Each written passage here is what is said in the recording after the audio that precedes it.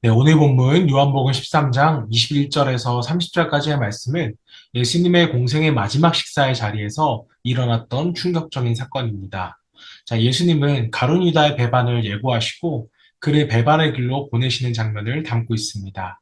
자, 가룟 유다를 바라보시며 마음 아파하셨을 이 예수님의 마음을 묵상하면서 함께 말씀을 읽어보도록 하겠습니다. 예수께서 이 말씀을 하시고 심령이 괴로워 증언하여 이르시되 내가 진실로 진실로 너희에게 이르노니 너희 중 하나가 나를 팔리라 하시니 제자들이 서로 보면 누구에게 대하여 말씀하시는지 의심하더라. 예수의 제자 중 하나 곧 그가 사랑하시는 자가 예수의 품에 의지하여 누웠는지라. 시몬 베드로가 머릿짓을 하여 말하되 말씀하신 자가 누구인지 말하라 하니 그가 예수의 가슴에 그대로 의지하여 말하되 주여 누구니이까. 예수께서 대답하시되 내가 떡 한 조각을 적셔다 주는 자가 그니라 하시고 곧 한 조각을 적셔서 가룟 시몬의 아들 유다에게 주시니 조각을 받은 후 곧 사탄이 그 속에 들어간지라. 이에 예수께서 유다에게 이르시되 내가 하는 일을 속히 하라 하시니 이 말씀을 무슨 뜻으로 하셨는지 그 앉은 자 중에 아는 자가 없고 어떤 이들은 유다가 돈꾀를 맡았으므로 명절에 우리가 쓸 물건을 사라 하시는지 혹은 가난한 자들에게 무엇을 주라 하시는 줄로 생각하더라. 유다가 그 조각을 받고 곧 나가니 밤이로라. 네, 오늘은 가룟 유다의 배반을 예고하신 예수님이라는 제목으로 함께 말씀을 묵상하겠습니다.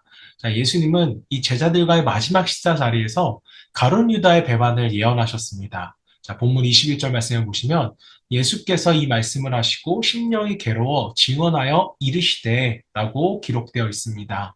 자, 예수님의 심령이 괴로우셨다는 것은 단순히 누군가 자신을 팔 것이라는 사실 때문만은 아니었습니다.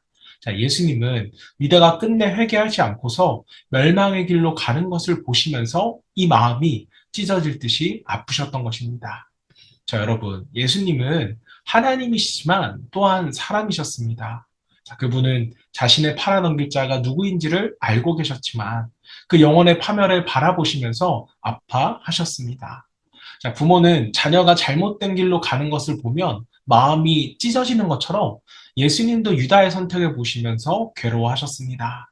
자, 또한 예수님은 21절에서 너희 중 하나가 나를 팔리라 이렇게 말씀하셨습니다.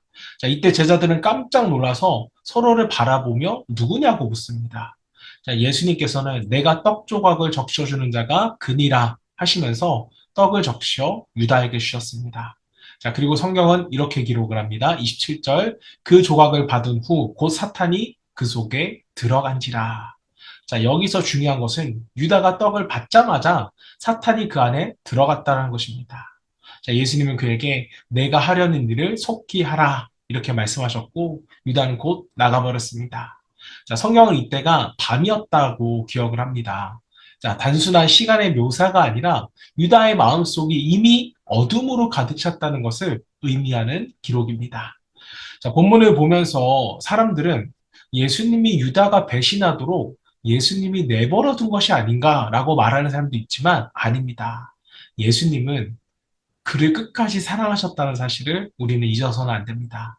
자, 요한복음 13장 1절 말씀에 보시면 세상에 있는 자기 사람들을 사랑하시되 끝까지 사랑하시니라 이렇게 기록이 되어 있습니다.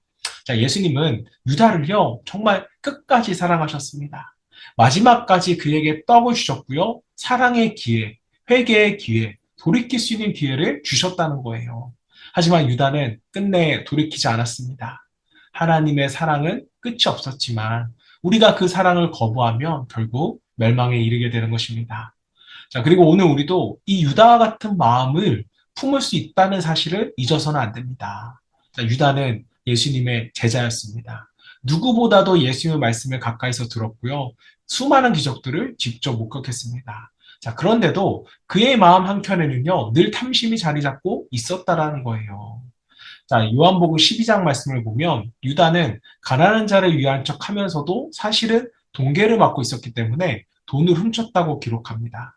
작은 죄를 가볍게 여기던 마음이 결국 예수님을 은 30에 팔아넘기는 큰 죄로까지 이어졌다는 겁니다. 자, 그렇다면 오늘 우리의 마음은 어떠합니까? 작은 죄를 대수롭지 않게 여기며 혹시 방치하고 있지는 않습니까? 우리의 신앙생활이 정말 유다처럼 껍데기만 남아있지는 않으십니까? 주님은 지금도 우리의 마음을 보고 계십니다. 자, 예수님께서는요, 우리의 겉모습이 아닌 중심을 보시면서 말씀하세요. 너의 마음을 나에게 다오. 사랑하는 여러분, 오늘도 예수님은 우리를 끝까지 사랑하십니다. 자, 하지만 그 사랑을 끝내 거부하면 우리가 유다처럼 멸망의 길을 걸어갈 수밖에 없습니다. 오늘 이 시간 우리의 마음을 좀 살펴보기를 바랍니다. 내 안에 있는 탐심과 욕심, 거짓과 음란, 또 교만이 자리 잡고 있다면 주님 앞에 내려놓고 다시 예수님의 사랑으로 돌아올 수 있기를 소망합니다. 밤이 아니라 정말 빛 가운데 거하는 우리 되기를 바랍니다. 어둠 속으로 사라져간 유다의 길이 아닌 주님의 사랑 안에 거하며 주님과 함께 영원한 생명과 빛의 길을 걷는 저와 여러분 되시기를 주님의 이름으로 축원합니다. 자, 이 시간에 함께 기도하실 때 작은 죄도 회개하게 하시고 주님의 사랑을 끝까지 붙듦으로 말미암아 회개와 회복의 기회를 놓치지 않는 우리가 되기를 소망하며 함께 기도하겠습니다.